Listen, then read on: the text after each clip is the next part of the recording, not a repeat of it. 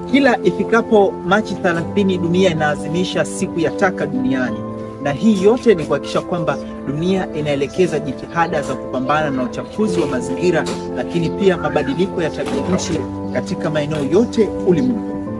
Kwa kulitambua hilo basi, kamera za Mtaa Salama zimetinga kambi katika ofisi ya kijana Brighton ambaye anapatikana Kinondoni Ananasifu, ambaye yeye amejikita katika kazi ya ukusanyaji taka.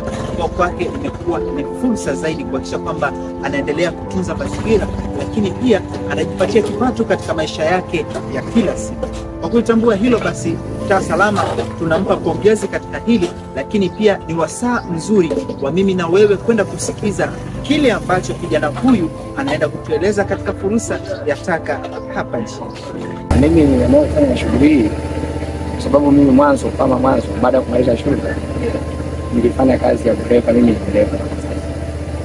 Lakini baada ya kuona kwamba nimechoka kuajiriwa kila kufanya hivi mambo ni mengi, nikaamua kwamba kusema kwamba kwenda kutafuta fursa ambayo ni kwangu binafsi, ambayo naweza kujipatia kipato cha kwa ni kidogo, ili ambacho naweza kufanya ninavyoweza kuelewa mimi kwa akili yangu. Changamoto ni nyingi, ila unakubali kuvumiliana, maana changamoto zenyewe zinatokana na wateja wenyewe. Wateja wanaweza kaleta mizigo yao, ile mizigo ina uchafu ambao hata uchafu mwingine ambao hutakiwi wewe, lakini kwa sababu unaamua tu kama vile kwa hendo wateja, unakubali ule uchafu wewe kuweka hata kwenye mfuko wa taka ili utunze, ili uendelee kukaa na wateja. Hii kazi inaonekana nimeifanya.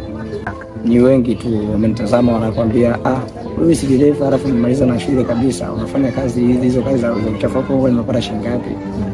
Nikwambia yani kazi kila mtu anajua mafanya ile kazi siri yake ndani yake kuna nini. Ndivyo kwa naambia.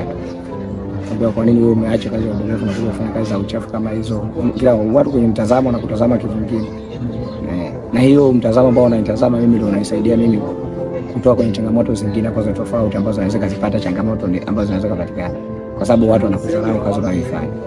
Yaani kwa jamii mimi ambacho naambia kwa jamii kwamba si tupe taka ovyo, wanaangalia sehemu ni wapi wanapoweza kuzipeleka. Kwa mfano kama sisi ambao tunakusanya tunazitunza zile taka, tunazipeleka sehemu ambazo zinahusika, zinakuja zinakusanywa, zinakuja kama maeneo kama haya, sio kuzitupa barabarani. Maana taka zingine zinaweza kuwa ni fursa katika jamii. Unafika zile taka za kusanywa alafu unapata taka japo kwa ni kidogo inapatikana, hii sikia kidogo. Mimi nawaasa tu vijana wasidharau kazi yoyote, fanya kazi yoyote ili mradi iwe ni kazi ya halali. Iwe ni kazi ya halali, fanya kazi utapata chao kidogo. Kama unapenda kubadilika kutoka katika mtazamo ule fulani uende kwenye mtazamo mwingine, inatakiwa kufanya kazi yoyote ili mradi ufanye kwa moyo. Kwa serikali inabidi tuangalie jicho la pili, kwa sababu sisi tunasaidia kupunguza uchafu katika takataka haya yote tunayokota haya. Ingekuwa kwamba wapo watu ambao wanakusanya kama sisi, ingekuwa na sambaa mitaani, hamna sehemu ya kuyapeleka, ingekuwa ni mengi sana. Kwa hiyo kwa serikali mimi ambacho nakiomba kwamba watutazame hata sisi. Sio sisi hapa tunafungua ofisi kama hizi, watu wanakuja na tuonea, wanasema sijui sisi ndio tunasababisha uchafu, na kadi sisi tunakusanya uchafu. Sisi tunakusanya uchafu, tunatunza uchafu, ambapo vitu vinavyoweza kuokota maeneo kama haya tunakusanya, tunaweka kwenye mifuko. Sisi hatupi uchafu, sisi tunakusanya uchafu.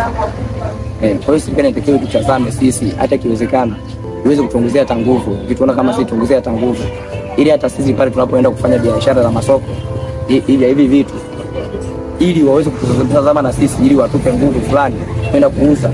Tunauza kwa msimamo ambao serikali yenyewe inajua, kwa sababu leo unaweza kununua mzigo, ukachukua mzigo kama hii ukapeleka kwenda kuuza, lakini leo hii unaweza kupeleka wakwambia leo vimeshuka bei. Ukipeleka kule vimeshuka bei, wewe unarudi na hela yako hadi imefia kule, na kazi umeshaifanya au hamna jinsi ya kufanya. Kwa hiyo maana yake serikali inatakiwa yenyewe tusaidie kwamba pale tunapouza na wezi nao waona kama ni kimbao ni za bei. Tunafanya biashara lakini bei zetu hazijulikani. Wao ndio wanaopanga kwamba leo tunawapa 100. Wao ndio wanaopanga wenyewe. Leo tunawapa 100, wote ni 100, inakuwa hivyo. Kesho unarudi inakuwa unakuwa unasumbua hata wale wanaowasaidia kukusanya ule uchafu. Kama ni bei ipangwe kwamba bana bei itakuwa ni 500, lakini miezi ijayo bei itabadilika. Lakini sio ukimaliza hapa sasa hivi kupakia unaweza kupeleka kule.